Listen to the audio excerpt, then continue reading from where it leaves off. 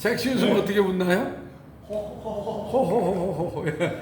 이쁘게 한번 웃어보겠습니다. 섹시 웃음 30초 발사.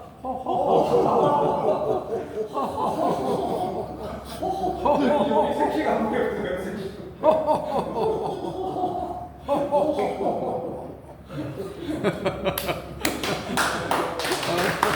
감사합니다. 댁에 계실 때 좀 무료하다 하는 그런 순간이 오시면 그렇게 한번 스스로 웃음 요법, 웃음 치료 병원에서 많이 쓰인대요.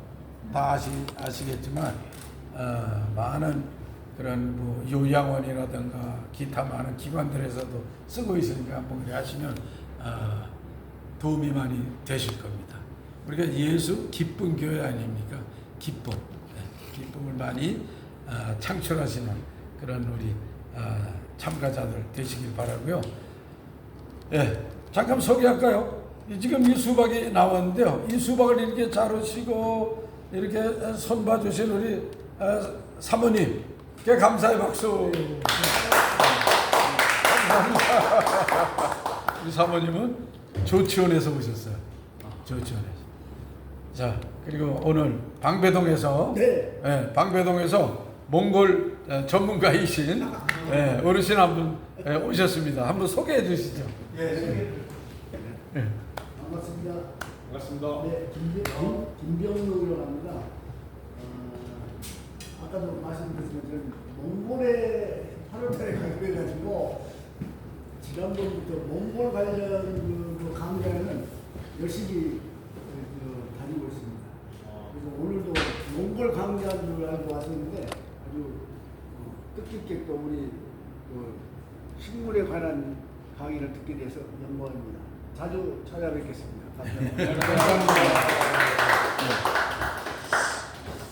감사드립니다. 그리고 우리 교수님께서 이 수박 파티할 수 있도록 수박을 이렇게 제공해 주셨습니다. 교수님께 박수 한번 자연스럽게 수박을 드시면서 이제 잡수시죠. 강의를 드시면서 제가 1시간 안으로 그러니까 우리가 30분 정도에 마치도록 그렇게 하겠습니다. 근데 이제 오늘은 수박도 드시면서 이렇게 하시니까 같이 강의를 들으시면서 드시는 생각 이런 거를 말씀해 주시고 서로 뭐 토론 내지는 담화하는 식으로 진행을 하도록 그렇게 하겠습니다. 이게 작은 공간인데 제가 마이크를 쓰는 이유는 목이 조금 쉬어가지고요. 다른 데 가서 냉방병에 걸려서 목이 좀 쉬었습니다. 그래서 양해를 좀 부탁드리겠습니다. 우리 목사님께서 지지난주인가 이렇게 2월에 이제 두 번째 주에 강의를 하면 어떻겠느냐 이렇게 말씀을 하셔가지고 그날 마침 제가 길을 걸어가고 있었어요. 카톡을 보고 길을 걸어가고 있는데 별로 영감이 안 떠오르더라고요. 많은 소재나 주제들은 있지만 무엇을 할까 이렇게 이제 그렇게 생각을 하면서 거리를 걸어가는데 마침 어느 카페 앞에 수박빙수 이렇게 써 있는 거예요. 수박빙수. 그래서 제가 수박빙수 그동안에 제가 이렇게 나서면 굉장히 우리 참여자분들이 많이 좋으셨어요. 왜냐하면 저것도 따분한 무슨 이론 무슨 쩍쩍 자꾸 그러니까 이게 좀 따분하다.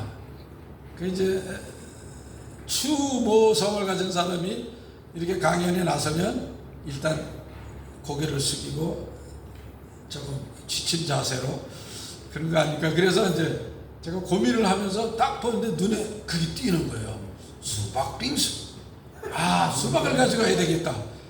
근데 이 수박을 가지고 어떻게 얘기를 풀어가느냐 이제 그게 중요하잖아요. 수박은 좋지만 수박을 가지고 어떻게 우리의 미라클 문화 모임에 어울리는 그 주제로 이걸 풀어가느냐 이게 굉장히 중요해요. 가만히 이제 또 걸어가면서 생각을 하니까 두 번째로 그 생각이 나는 겁니다. 하나님께서는 사람을 어떻게 지으셨느냐? 하나님의 형상대로 지으셨는데 그 하나님의 형상을 닮은 우리가 가지고 있는 가능성이라는 거는 엄청나죠. 그 중에 이제 하나만 말씀을 드리면 수박과 관련해서 왜 사람은 수박을 수박이라고 지었을까? 어느 책을 보니까요, 책상은 책상이다라고 하는 책이 있더라고요. 뭐 꼼트 같은 그런 글이었어요. 물론 한 100페이지 정도 되는 그런 꼼트식 이야기를 가지고 100페이지를 끌고 가는데 참 뭐라 그럴까, 이 작가도 힘이 있다, 그런 생각이 들었어요.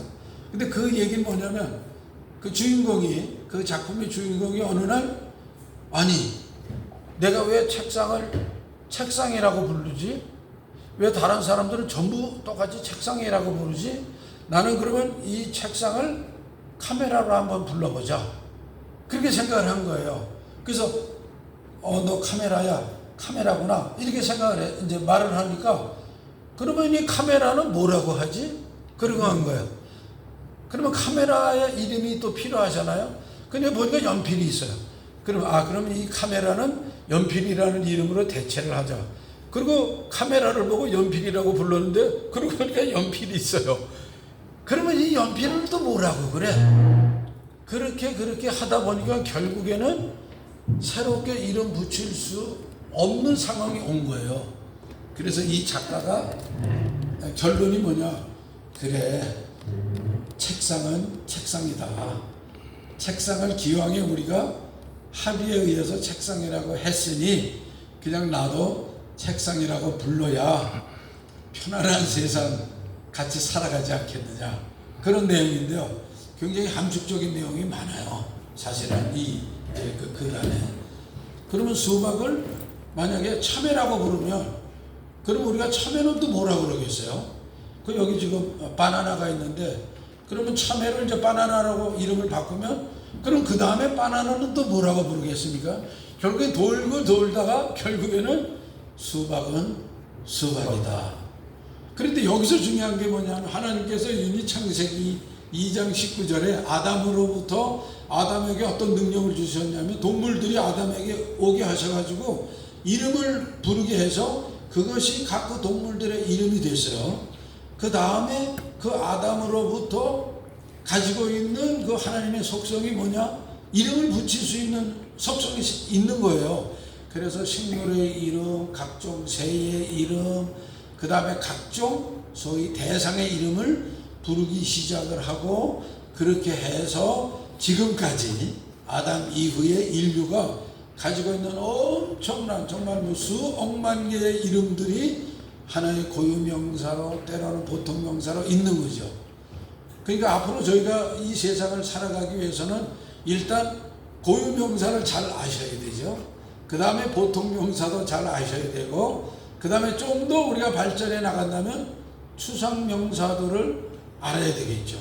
예를 들면 자유, 해방, 공정, 의, 불의, 죄, 이런 추상명사도 우리가 좀 더 많이 깨우치고 안다면 정말로 하나님이 원하시는 그러한 조금 더 완성되어 가고 조금 더 온전해져 가는 그러한 하나의 인격적 인간이 되지 않겠느냐. 그래서 일단 수박을 드십시오. 네. 교수님도 하나. 수박을 잡수십시오. 교수님. 감사합니다. 저희들이 즐겁게 먹을 수가 있습니다. 드시면서 천천히 하시죠. 제가 교회 우리 톡방에 저걸 올렸습니다. 강의 이 논지를 올려드렸거든요. 그런데 사람이 그렇게 이름을 부르면서 어떤 능력이 생겼느냐, 그 이름에 가치를 부여하기 시작을 했어요. 그리고 그 가치와 함께 뭐가 생겼냐면 의미가 생기기 시작을 했죠.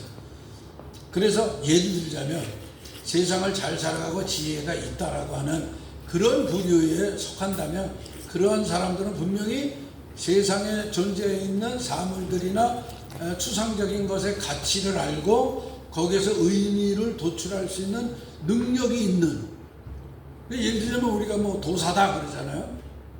그럼 그 도사들이 가지고 있는 고유의 특성이 뭐겠습니까? 뭐 미래를 점치고 뭐 세상을 꿰뚫어보고 하는 그런 것도 있겠지만 무엇보다도 산은 산이요 물은 물이로다.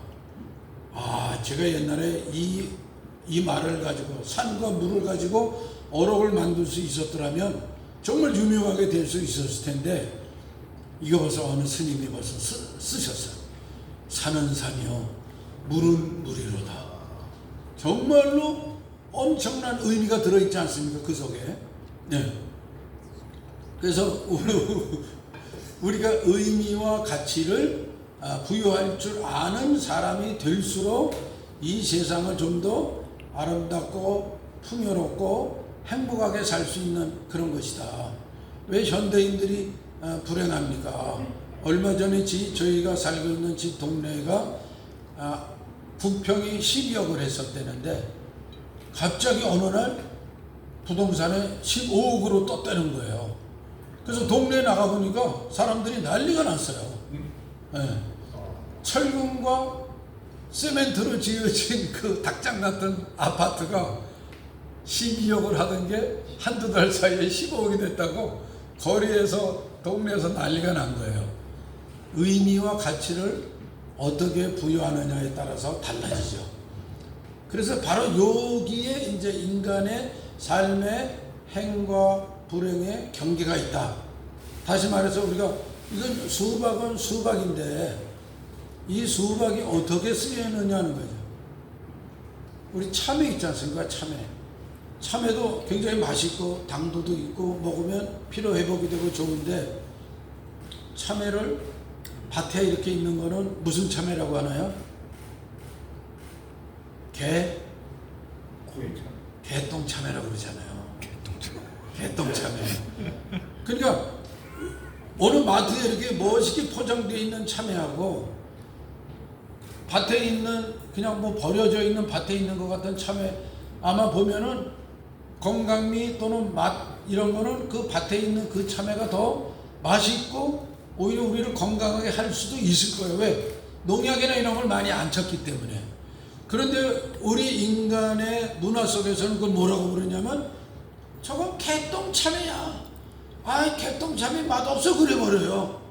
마트에 빛깔이 이쁘게 이렇게 색깔칠하고 뭔가 이렇게 좀 약으로 다 처리해서 아주 센 노랗게 보이는 그거는 실제로 표면은 농약 천지일 수 있잖아요. 근데 사람들은 거기에 의미를 부여해요. 이거는 굉장히 귀한 거고 좋은 거니까 비싸야 돼. 그래가지고 그거는 소위 마트나 백화점에 납품이 되고 그렇지 않은 참외는 개똥참외 그래가지고 떠리로 팔려나가는 그런 거예요. 그런데 실제로 참외의 그 본 맛과 그거는 전혀 차이가 없을 수 있다. 그건 뭐냐? 이름을 붙일 수 있는 인간의 그 고귀한 능력이 의미와 가치를 이제 평가하기 시작을 한 그 존재가 되어버린 거예요. 그래서 제가 그 길 가다가 수박 빙수 그게 딱 이제 눈에 띈 거예요. 자, 이제 한번 말씀 좀 해보시죠. 수박을 우리는 어떻게 얘기하고 있습니까? 수박. 한번 일상에서 수박을 어떻게 얘기하고 있나요? 달고 맛있는 여름에 먹는 과일. 네. 굉장히 정답을 맞추시려고 합니다. 정치적으로 한번 사용해 보겠습니다. 정치적인 수박. 뭔가요? 겉과 속이 다르다. 그렇죠.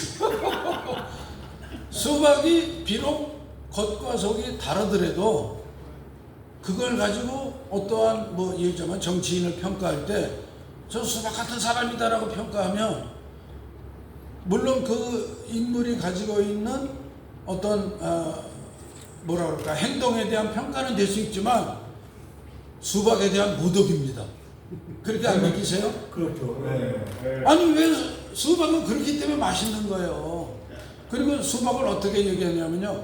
그거 거기다 앞만 색칠해봐야 그건 수박이야. 그러잖아요. 네. 그건 수박에 대한 모독이죠. 수박의 본래의 모습은 푸른색에 까만 줄이 가게 되어 있는 거예요. 근데 그거를 수박에 아무리 칠해봐야 그건 수박 줄에 불과해라고 하는 그 표현은 인간의 척도로 수박을 뭐 한 것이다? 모욕한 것이다. 모독이에요. 우리 그렇게 식물을 모독하시면 안 됩니다. 요즘에 사회 일각에서는요, 동물권이라는 게 있어요. 그래서 뭐 묘양, 뭐 그다음에 냥이, 뭐 강아지 얼마나 귀합니까? 제가 엊그제도 어떤 분이 배낭을 막 지고 막 그 땀 나는 그 거리를 배낭을 지고 가서, 야, 무슨 짐을 저렇게 귀하게 등에다 지고 가나, 그러고 제가 이렇게 봤어요. 그랬더니 그 안에 뭐가 있었게요? 고양이가 이렇게 하고 있는 거예요. 지금 그런 시대입니다. 동물권. 고양이 함부로 발로 차도 안 됩니다. 그리고 강아지 함부로 발로 차고 찍히면 고발될 수도 있어요. 그래서 동물권이 굉장히 지금은 일상화되어 있는 그런 시대로 가고 있잖아요. 근데 아직도 우리는 식물에 대해서는 개똥차매 같아, 뭐 수박 같은 뭐야, 이런 식으로 말을 하면서 결국에는 수박을 모욕하고 모독하는, 결국에 그렇게 함으로 인해 가지고 어떠한 대상이죠, 어떤 사람을 모욕하고 모독함으로 인해서 사람을 비하하는 대로 식물을 쓰고 있다는 얘기예요. 그거 안 되죠, 사실은. 그래서 식물권도 이제는 뭐 제가 식물보호론자까지는 아닙니다만 식물권도 인정을 해야 되겠다. 우리 문명사회가 제일 못한 것 중에 하나는 뭐냐면, 예를 들자면 개발의 이름으로 제일 못한 것 중에 하나는 아마존. 그러면 아마존 동물부터 우리가 잘못했나요? 동물에게 대해서? 아니잖아요.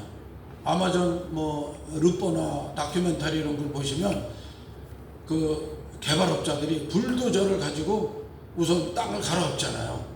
그러면 그 땅에 사는 동물을 발다리가 있으니까 도망가고 날아갈 수가 있겠지만은 그냥 꼼짝없이 당하는 게 누구냐? 식물들이에요. 그런데 사실은 우리가 그 밀림에 사는 악어나 호랑이나 무슨 코끼리 때문에 우리가 사는 게 아니고 뭐 때문에 사나요? 아마존의 허파, 지구의 허파라고 하는 그 식물들 때문에 우리가 사실은 사는 거 아니에요. 근데 동물권은 얘기하면서 식물은 무자비하게 밀어버린다는 거죠. 이제 모든 정부는 식물의 권리를 보장하라 이런 때가 지금 오고 있다는 거죠. 식물을 파괴하고 식물을 소위 우리가 그렇게 함부로 남획할수록 결국엔 그 폐해는 누구한테 돌아오냐? 우리한테 돌아온다는 거예요, 사실은. 그래서 이게 뭐냐? 식물의 잔혹사예요. 식물을 너무 우리가, 야, 너는 말도 못해, 너는 무생물과 같잖아, 너는 광합성 정도 하지, 네가 말을 하니, 무슨 의견이 있냐, 무슨 어떤 의미를 우리에게 전달해 주냐, 우리에게 무슨 동물처럼 따스함을 전해주냐, 넌 그거 아니잖아. 그러니까 식물을 마구잡이로 베요, 사실은. 근데 결국엔 그게 우리한테 돌아오는 거죠. 제가 그 나무를 가지고 공작을 하는 그 장인은 아는데, 이 장인이 하시는 그 말씀의 고민이 뭐냐면, 나무로 뭔가를 만드니까 너무 값싸게 여긴다는 거예요. 그래서 그까짓 거 나무 가지고 이렇게 쑥쑥쑥쑥 해서 만드는데 그거 나한테 하나 주면 안 돼, 그런다는 거죠. 네. 심지어는 이제 어느 장인은 이제 십자가를 만드는데요. 십자가를 잘 만들어서 그래도 자기도 생업처럼 하니까 십자가를 좀 팔겠다. 그래서 5만 원이고 10만 원이 이렇게 내놓으면 교인들이 와가지고 이거 하나 주세요, 그런데요, 그냥.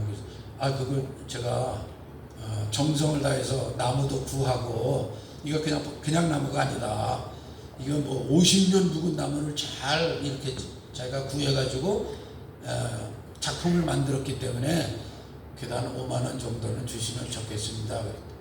그럼 나무로 만든 걸 가지고 무슨 5만 원씩 받습니까, 그런데요. 근데 이제 이분은 이제 그 사연을 알면 그렇게 못하는 게, 이분은 뭐 어떤 십자가 하나 무슨 성물을 같은 거 하나를 만들기 위해서 그 나무를 찾기 위해서 전국을 다닌대요. 어디에서 100년 된 집을 헐었다 그러면 트럭을 가지고 가가지고 거기에서 그 100년 그대로 기둥으로 쓰이고 석가래로 쓰이던 그 나무를 가지고 와서, 왜냐면 이미 잘 나무가 말랐기 때문에 좋은 그 나무를 갈면 향이 있답니다. 그렇게 해서 자기는 전국을 다니면서 그 좋은 나무를 가지고 작품을 만드는데, 그거를 보는 분들은 애가 나무 가지고 뭐 돈을 받냐라는 식으로 평가를 하기 때문에 자기는 조금 괴롭고 곤란한 경우들이 있다. 그래서 이 식물은 그렇게 많이 사람들의 평가와 가치 판단에 의해서 잘못 취급을 됐다. 우리 백두대간 보시면요, 우리도 뭐 동계올림픽 했지 않습니까? 가리왕산 아시죠?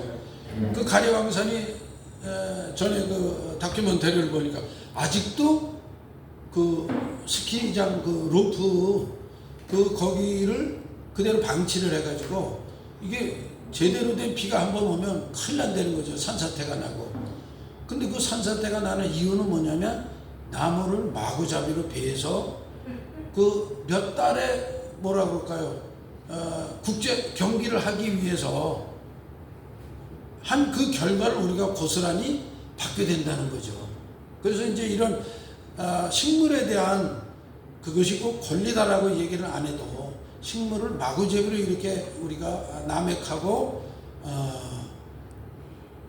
벌목하는 그런 행위들, 그런 거는 우리는 스스로 자제해야 되겠다는 그런 얘기입니다. 또 하나 한번 생각을 해보세요. 우리 뭐 꽃 이름이라든가 식물 이름이 잘못 쓰이고 있는 거, 잘못 쓰이는 거 한번 생각해 보세요. 도시에 사시니까 꽃이나 식물 이름 별로 접하실 기회가 없으시기도 하시죠. 근데 그게 요즘에 이제 집안에다가 식물을 가꾸고 하는 거는 자기 정서에도 굉장히 도움이 된답니다. 그러니까 꼭 강아지를 안 키우셔도 조그마한 그 뭐 창가나 테라스 이 베란다에 식물 몇 가지를 키우시면서 같이 이렇게 그 자라나는 모습도 보시고 관심을 기울여 주시고 식물하고 대화를 하시면 자기 정서에도 엄청나게 도움이 된대요. 그러니까 꼭 한번 해보시기를 추천을 드립니다. 예를 들면 호박 있잖아요. 호박. 근데 호박 얼마나 영양가 좋고 맛있고, 어느 그 무슨 죽 그 집에 가보면 거기서 호박죽 팔잖아요. 12,000원 막 그래요. 호박죽 하나에. 그렇게 영양가 있는 호박죽인데요. 그 호박을 사람에게 갖다가 평가를 해요. 호박처럼 뭐 땡땡하다는 둥, 호박처럼 뭐 어떻게 생겼다는 둥. 그거는 사람에 대한 예의도 아니지만 거꾸로 얘기해서 뭐에 대한 예의가 아니라고요? 호박님에 대한. 그렇죠. 맞습니다. 장군님, 호박님에 대한. 그 고귀한 호박님에 대해서 그렇게 모독할 수가 있습니까? 그래서 우리는 뭐 수박도 그런 표현에 해당되지만 수박, 호박, 또 날이 있어요. 날이 꽃 보면 얼마나 이쁩니까? 뭐 보라색도 있고 노란색도 있고 날이 있는데요. 또 어떤 날에는 개날이라고 그래요. 그래가지고 막 무시해요. 개날이 뭐. 근데 저는 이제 그래서 그런 생각합니다. 김서울 선생님도 우리의 그 유명한 소위 시인 김서울 선생도 개나리는 별로였나? 진달래는 그렇게 뭐 진달래 뭐 날 버리고 가시는님의 뭐 발걸음에 꽃을 뿌리오리다. 그렇게 진달래는 극찬을 하고 노래하시면서 왜 개나리는 노래 안 하셨을까 하는 그런 생각이 드는 거예요. 저는 개나리, 그리고 나리는 개나리, 개복숭아, 아까 말씀드렸듯이 개복숭아도 굉장히 맛있습니다. 벌레 먹은 개복숭아야말로 정말 건강한 그 과실이거든요. 근데 개복숭아 그래가지고 막 무시하고 그 개를 붙여요.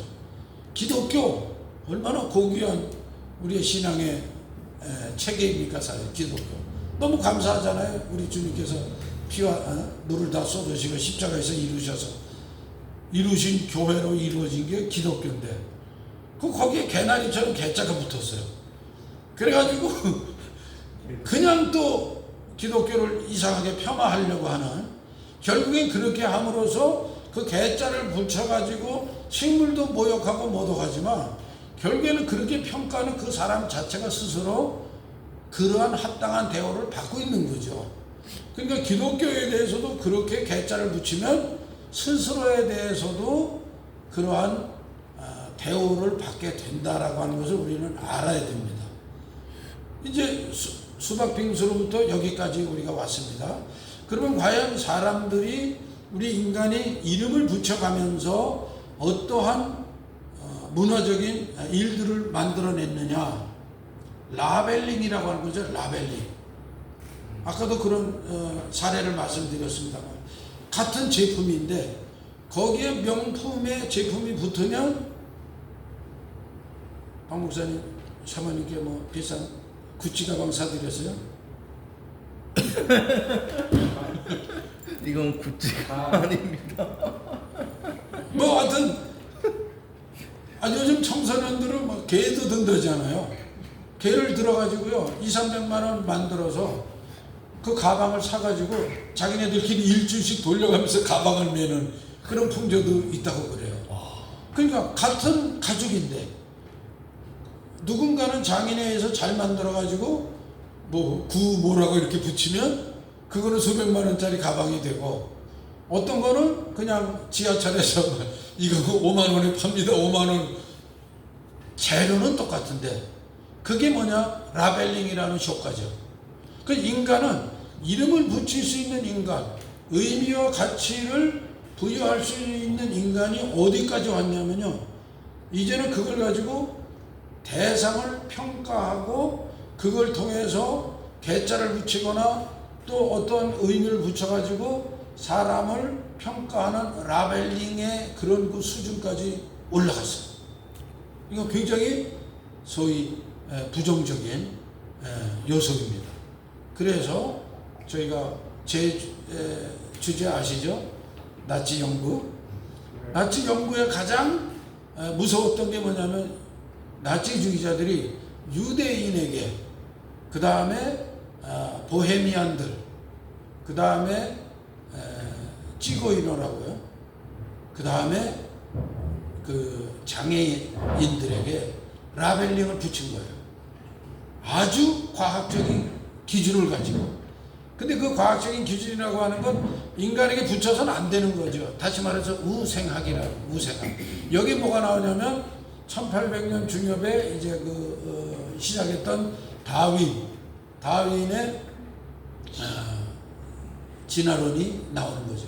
그 다윈의 진화론을 인간 세계에다가 적용을 했어요.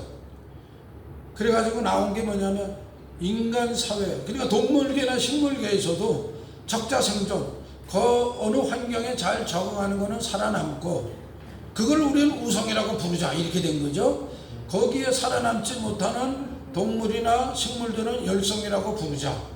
그리고 알고 보니까 우성은 계속 살아남아서 번창하고 군락지를 형성하고 이렇게 되고, 동물들도 강한 놈은 살아남고 약한 거를 잡아먹고 퇴치시키고, 그래서 이러한 것을 인간 사회에다가 스펜서라고 하는 이제 그 사회학자가 인간 사회에다가 적용을 하니까 강한 인간은 살아남고, 윤리적이 뭐 고도 윤리적이냐 뭐 아니냐는 관계가 없어요. 어쨌건 힘이라는 거죠. 물리적인 힘이 될 수도 있고 돈의 힘이 될 수도 있고 어떠한 무슨 명예의 힘이 될 수도 있고 뭐 어떠한 힘이든지 힘이라고 하는 것을 가진 강자는 살아남고, 그렇지 못하는 사람들은 퇴보하고 사라진다라고 하는 그 희한한 원리를 말하자면 만들어낸 거예요, 인간 사회에. 그게 바로 뭐냐면 사회적 다윈주의예요. 사회적 다윈주의. 그 사회적 다윈주의로 인해 가지고 지금 우리가 지금까지 나온 게 뭐냐면 극단의 자본주의 사회가 이제 계속이 된 거죠. 그리고 현재 우리가 가지고 있는 그런 것이 뭐냐, 식물의 잔혹사에서 보여지듯이 우리의 모습이라고 하는 것은 지금은 이미 우리도 그렇게 길들여져 버렸어요. 적자생존. 그러죠? 그러니까 우리 지금 21세기에 우리 사회에 적응하지 못하면 퇴보한다 이거예요. 자기 개발서라고 하는 것이 끊임없이 그거를 암암리에 강요합니다. 암암리. 그래서 새벽형 인간이 되라. 그냥 그 책이 유행할 때는요, 새벽에 못 일어나는 분은 막 자괴감을 느끼는 거예요. 새벽형 인간이 돼야 성공한다 그랬는데, 뭐 아침에 일찍 일어나는 새가 모이도 빨리 먹는다. 그러니까 야, 나는 밤 늦게까지 일하고 아침 뭐 9시 10시까지 자고, 그런 그 올빼미형 인간들이 있잖아요. 사실은 우리 그걸 인정해야 되는데, 워낙 그게 뭐라 그럴까 만연해 버리니까 사람들이 뭘 느끼냐면, 내가 새벽형 인간이 안 돼서 난 큰일이다 이런 거죠. 교회 안에도 그런 게 있습니다. 뭐이죠? 새벽기도. 새벽기도를 안 하면 이거는 소위 열심히 있는 크리스찬이 못 돼.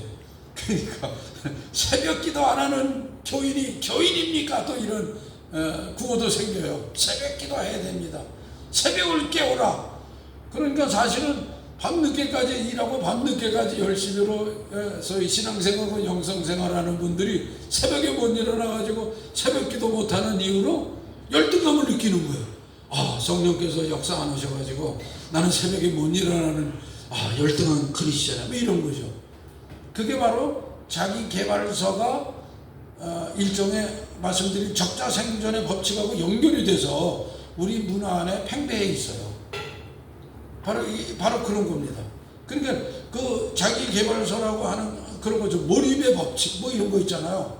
물론 몰입이라고 하는 것은 굉장히 중요하고 몰입해야 되는 상황들이 있죠. 고3이 맨날 놀 수는 없잖아요. 그러니까 몰입해야 되는 그 상황들은 있어요. 여기서 뭐 사업하시는 분, 뭐 사업 계획서를 쓴다, 뭐 또는 추진하신다, 몰입을 하셔야 되잖아요. 목사님들 설교 하실 때 보면 몰입을 하셔야 되잖아요.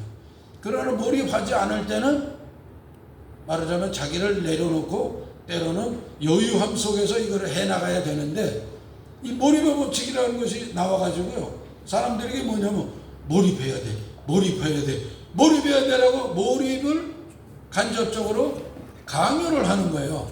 그래서 결국에는 뭐냐면 이 몰입이 사람들로 하여금 일종의 뭐랄까 어떤 자기를 재촉하는 그러한 그 기제가 되어버린 거죠. 그 다음에 또 아시다시피 시크릿이라고 하는 게 있어요. 시크릿. 그래서 시크릿은 뭐냐, 우주의 기운이 자기가 열심으로 기도하고 간구하면 우주의 기운이 자기의 일을 할 수 있도록 돕는데요.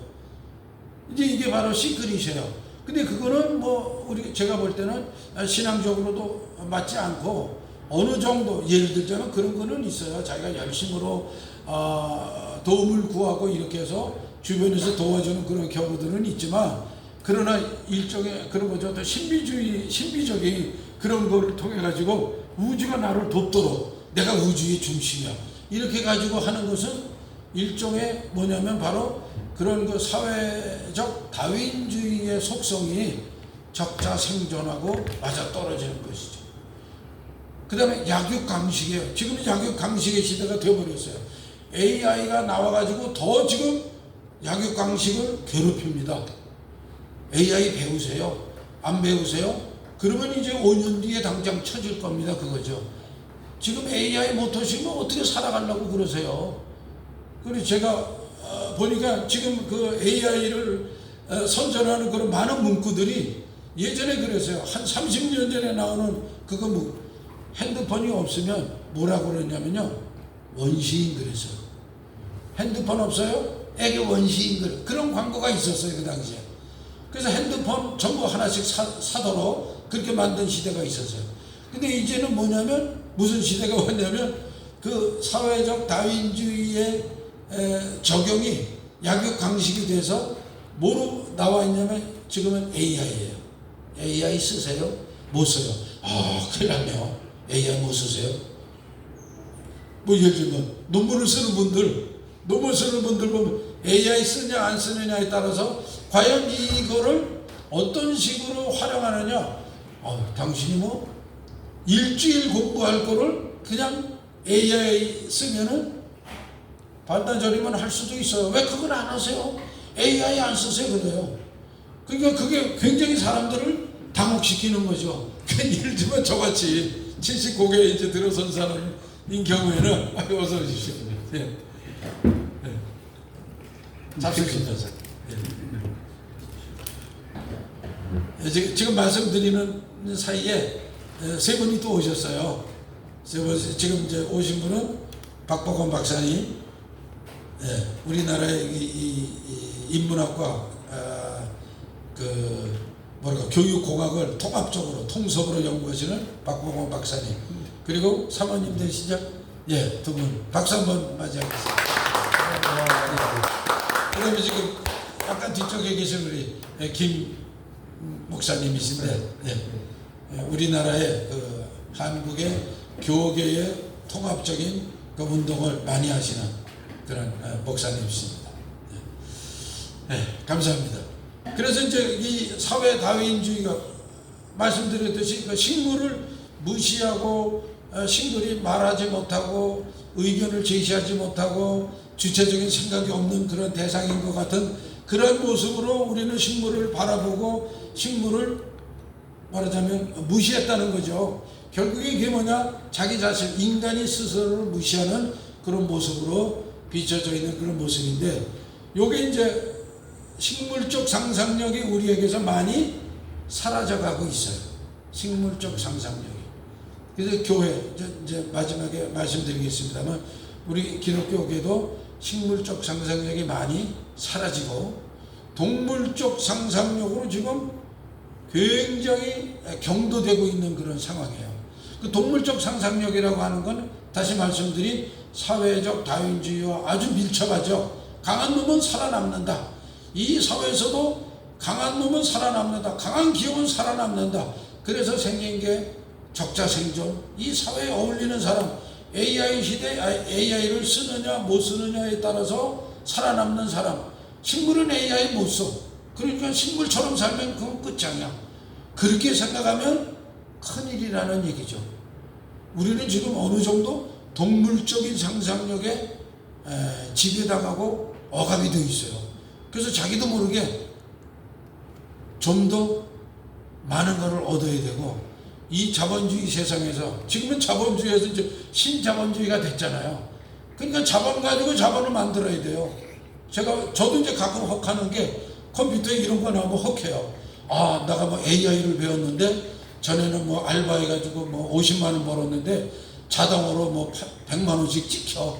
AI 덕분이야. 그러면 그거 공부하고 싶은 거예요. 막.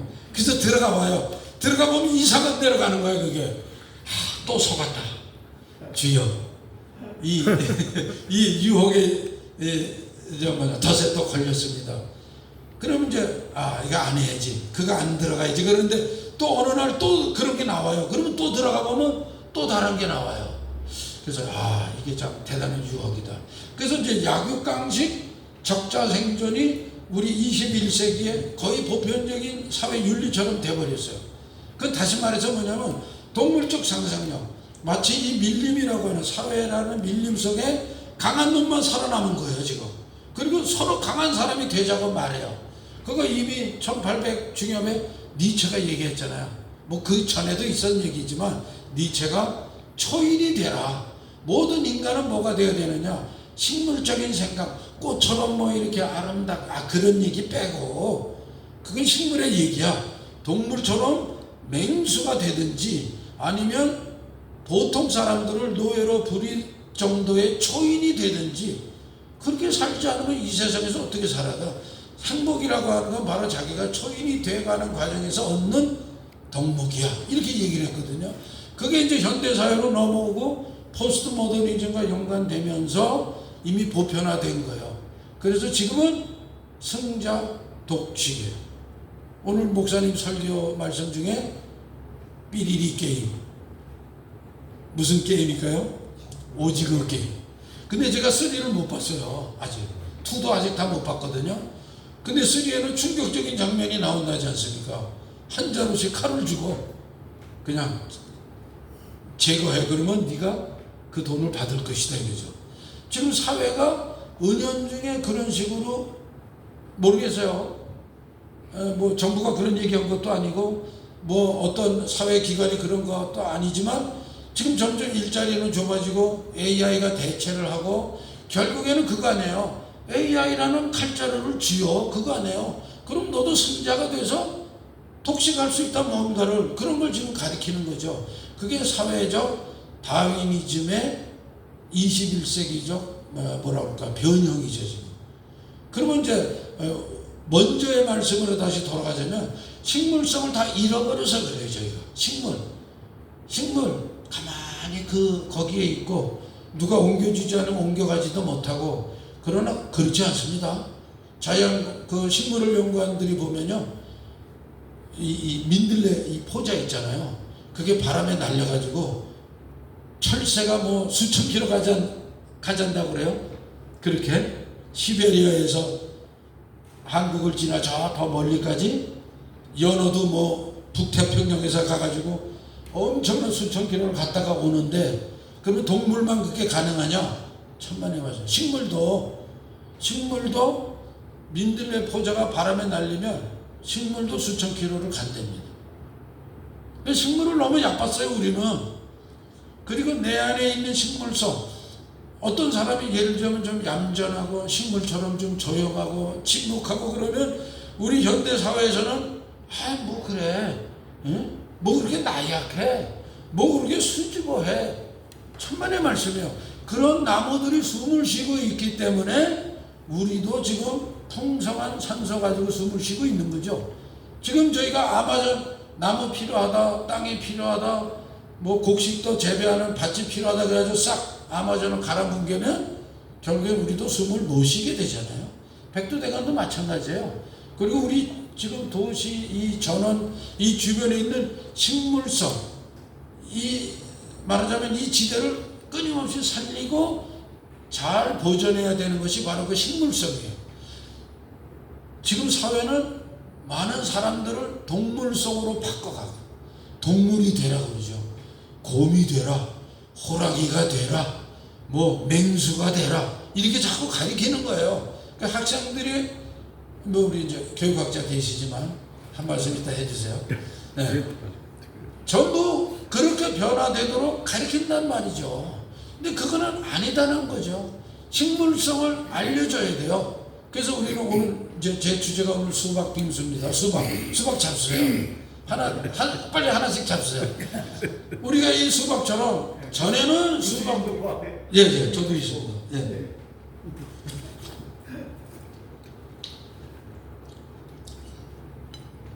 그 수박이 겉다르고 속다르다라고 하는 것으로 수박을 폄하하지 마시고, 수박이 딱딱하지 않으면 속을 말하자면 보호할 수가 없잖아요. 뭐 참외와 같이 그렇게.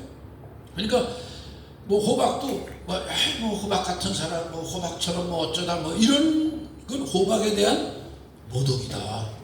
그래서 우리는 식물을 모독하지 말고 우리 안에 너무나 잃어버린 식물성을 다시 회복하고, 그 다음에 그걸 가지고 어떻게 해야 되느냐, 너무 우리 사회에 충만한 사회 다윈주의적 동물성, 동물을 강조한, 그래서 동물의 욕망, 동물의 그 먹이의 그 먹잇감을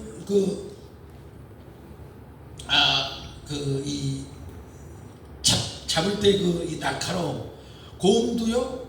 보통 때는 곰은 발톱이 안 나와 있습니다. 곰도 그냥 지가 걸을 때나 나무 탈 때나 뭐 보통 이제 이렇게 숨겨져 있는, 뭐가 숨겨져 있냐, 발톱이죠. 근데 곰이나 호랑이나 이런 맹수들이 발톱을 드러낼 때는 어느 때냐, 먹이를 잡으려고 그렇게 드러낼 때라고 그래요. 그리고 우리 사회에서는 많은 경우에 사람들 보고 발톱을 드러내라는 거죠. 그래서 강한 사람이 되라, 강자가 돼서 왜 당신은 못하냐. 심지어는 그러잖아요. 왜 다른 사람은 다 하는데 당신은 못해. 그거예요. 식물 보고 왜 다른 동물이나 다른 거는 다 이리저리 자기가 원하는 대로 가는데 너는 맨날 왜 그 자리에만 있냐 그래요. 그 식물을 그렇게 모독하면 안 됩니다.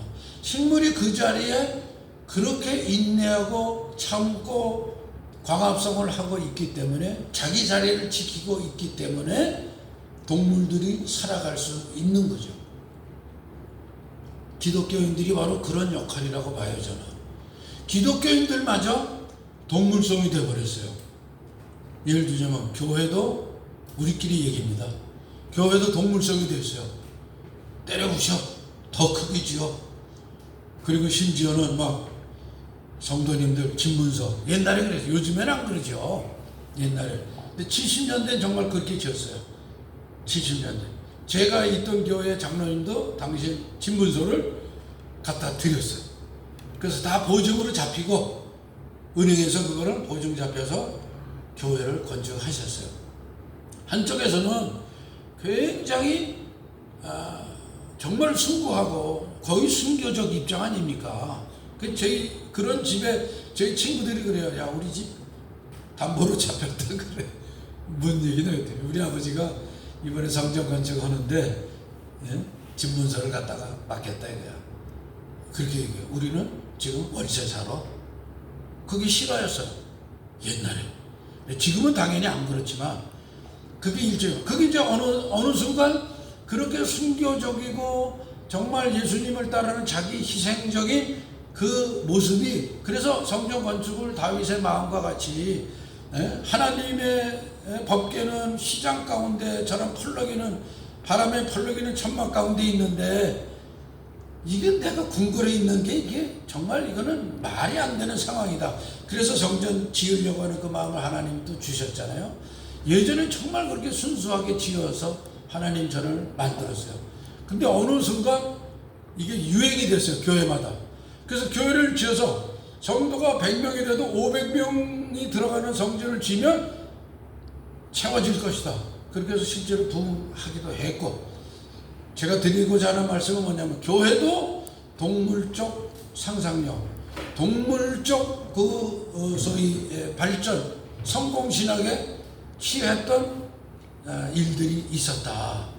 그러면 이제 우리가 이제 이겁니다. 수박을 모욕하지 않듯이 그런 식물성인 것을 우리가 갖고자 식물적인 그런 그 영성을, 상상력을 다시 회복을 한다면 식물이 인내하고 그 자리에 있고 거기서 주신 바 그 환경들을 잘 활용을 해서 광합성을 하고 또 바람에 자기 포자들을 날리고 이렇게 해서 번식하고 부흥해 나가는 그런 모습처럼 자연적인, 자연 생태적인 그런 것을 우리 기독교나 우리 영성이, 크리스찬 영성이 그거를 잘 적용을 한다면 지금 기독교가 개나리의 그 개자를 받아가지고 이상한 그런 그 폄하된 이름으로 불리지 않을 그런 좋은 기회를 맞이하게 되지 않겠는가,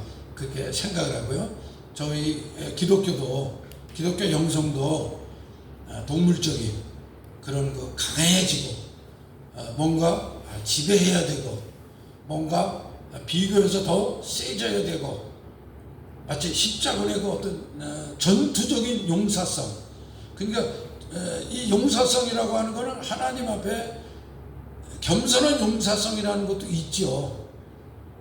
한대에서 자란 나무가 얼마나 단단합니까? 사실 굉장히 단단하잖아요. 그런 모습을 우리가 회복해야 되는 것처럼 식물적인 모습, 식물적 이미지와 그런 식물적 상상력을 우리가 잘 활용을 해야 되겠다. 그러면 우리의 신앙도 더 우리 시대가 요구하는 이 시대의 흐름에서 오히려 복음의 본질을 갈구하게 되지 않겠느냐, 그렇게 생각을 합니다. 네, 여기까지 일단 말씀을 드리고요. 제가 드린 말씀을 토대로 질문도 좀 해주시고 의견도 나눠주시고 그렇게 한 15분 정도 시간을 갖도록 하겠습니다. 네, 우선 좀 더 잡수시죠. 예. 그 아까 나리 개나리라고 네. 했잖아요. 뭐 그런데 자 마이크를 네. 그 원래 우리 명사 사실 이제 뭐 아까 개독교라고 이렇게 하기도 하고 그 개독교라는 그게 사실은 멍멍개 플러스 교잖아요. 그런데 아까 하신 말씀을 따르면은 개는 개 나름대로의 그 명사적 고유 명사적인 그 성격과 의미가 있잖아요. 네네네. 그러면은 그렇게 그뿐만 아니라 이 개자는 앞에 누구누구를 욕하는데 뒤에 막 온갖 것들을 다 붙이잖아요. 그러면 그거 역시 개에 대한 모독 아닐까요? 그렇죠. 예. 우리가 이제 오늘 주제가 식물에 대한 모독을 하지 말자 그 말씀을 이제 서론으로 꺼냈는데 결국엔 동물도 한쪽에서는 동물권 그래서 고양이, 강아지, 심지어는 뭐 뱀도 갖다 키우고 얼마나 이쁘냐 이렇게 하는 분들도 계시는데 동물권은 그렇게 지켜주면서 왜 식물은 그렇게 왜 소위 천대하느냐 그거고 지금 말씀하신 개는 개죠. 강아지인데 개가 이상하게 좀 천대하고 천시하는 쪽으로 많이 쓰였어요. 그래서 사람을 뭔가 좀 이렇게 해도 뭐 같은 놈, 뭐 그러잖아요. 근데 곰 같은 놈까지는 있어요. 근데 곰 같은 놈 그러면 조금 의미가 좀 그래도 긍정적인 의미가 있잖아요. 뭐 좀 씩씩하고 좀 도톰하고 뭐 이제 그런 힘이 있고. 근데 개 같은 뭐라고 얘기하면 그거는 별로 좋은 의미가 아닌 것 같아요. 그래서 개도 그 경우에 개는 개 본질보다는 굉장히 천대하는 개가 되어버렸죠. 그죠? 개라는 게 어떤 그 명사나 이런 데 앞에 접두사로서 적은, 네. 뭐 못난 네. 이런 의미로도 많이 써서 뭐 아까 말씀드린 개복숭아 네. 뭐 이런 것들은 그 강아지 개가 아니라 네. 뭐 작은 못난 이런 의미에 또 예, 그렇게 쓰여도 되죠. 예. 네. 예. 그다음에 이제 아까 그 개독교의 그 개는 그 개자를 열릴 개자 가로치고 한자로 열릴 개자로 써서 그렇게 쓴 분들이 있더라고요 또. 그래서 기독교는 열리는 신앙이다. 그래서 개독교에서 개하고 가로치고 열릴 개 이렇게 해서 개자를 쓰고 그렇게 하고. 근데 이제 그 아까 사회 다윈주의 그거를 말씀드린 거는 지금 우리 시대가 점점 그 식물성을 뭐라 그럴까 삭감을 해버렸어요. 그래서 어떤 사람이 우리 그 채식주의자라는 소설도 있었잖아요. 한강에 그죠 노벨상을 받은 그 채식주의자. 그거는 그 어떤 여성이 뭐라 그럴까요? 어떤 여성이 식물을 좋아하고 식물을 편협하게 이렇게 막 취하는 그런 걸 얘기한 게 아니고 전혀 안 되죠. 그죠? 전혀 그게 아니라 집안으로부터 압박을 받는 거죠. 근데 그 압박이 누구냐면 남자들이야 다.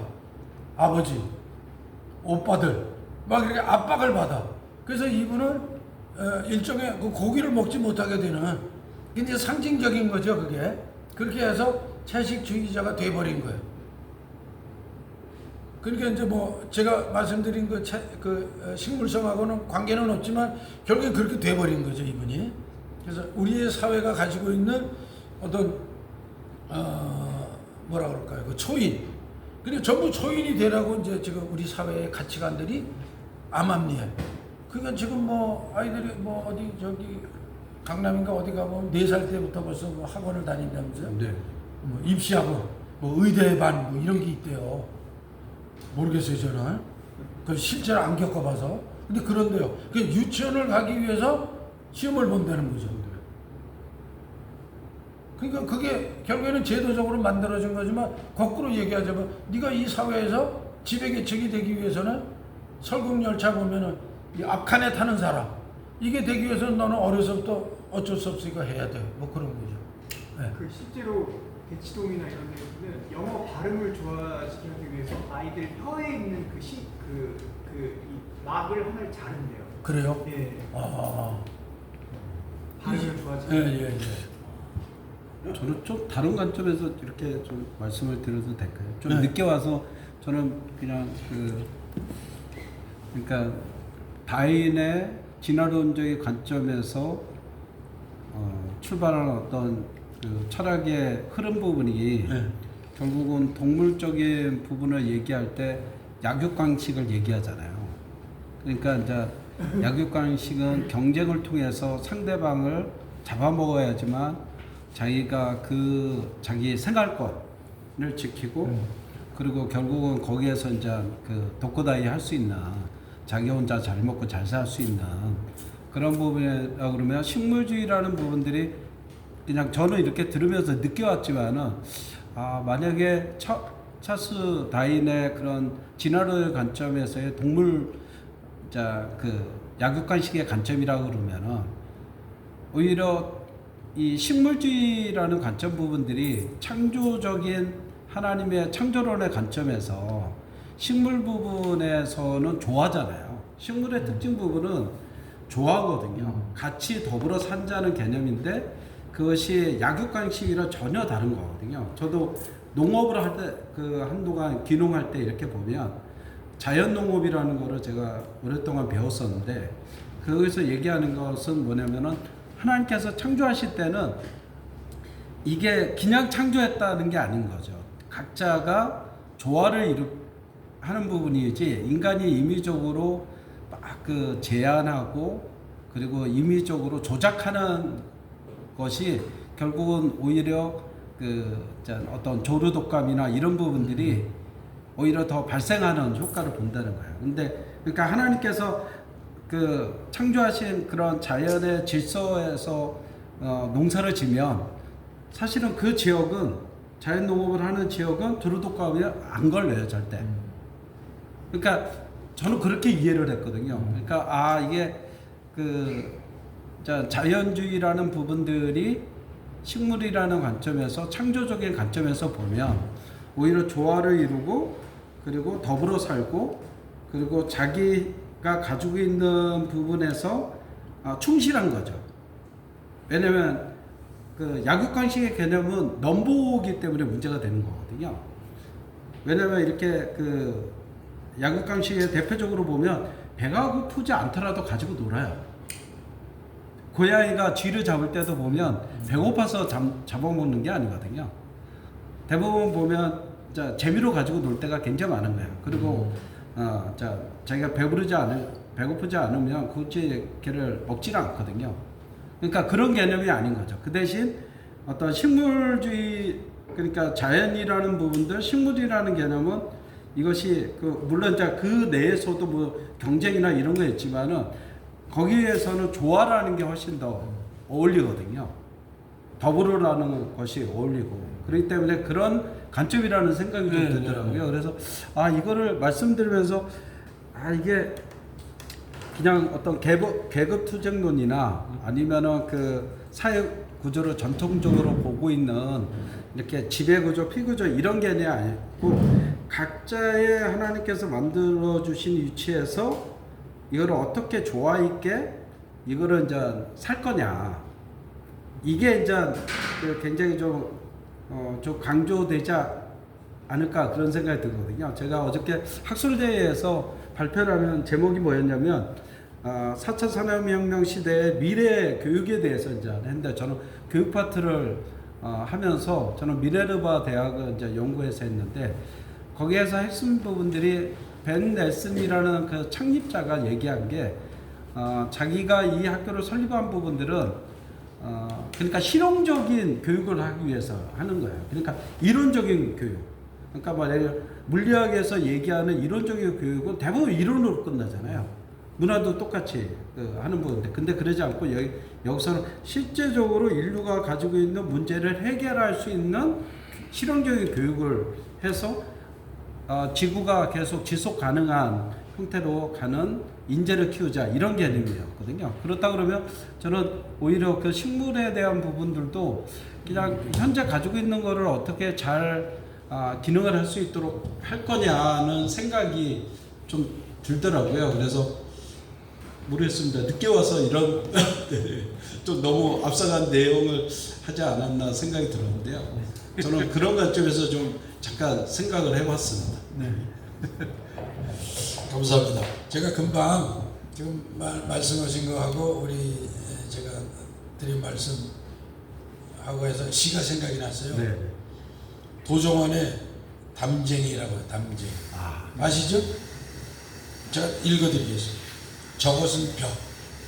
어쩔 수 없는 벽이라고 우리가 느낄 때 그때 담쟁이는 말없이 그 벽을 오른다.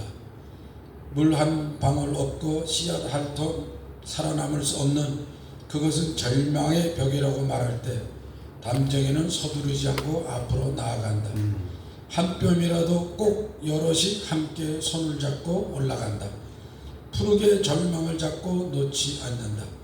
저것은 넘을 수 없는 벽이라고 고개를 떨구고 있을 때 담쟁이 잎 하나는 담쟁이 잎 수천 개를 이끌고 결국 그 벽을 넘는다.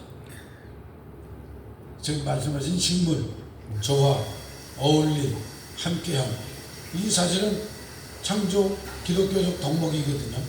그러니까 이걸 보면 담쟁이가 잎 하나를 잎 수천 개를 끌고 같이 결국 그 벽을 넘는다. 우리 사회가 가지고 있는 이 약육강식의 벽을 뛰어넘을 수 있는 그런 모습을 상징적으로 또 보여주고 있다. 이렇게 생각을 합니다.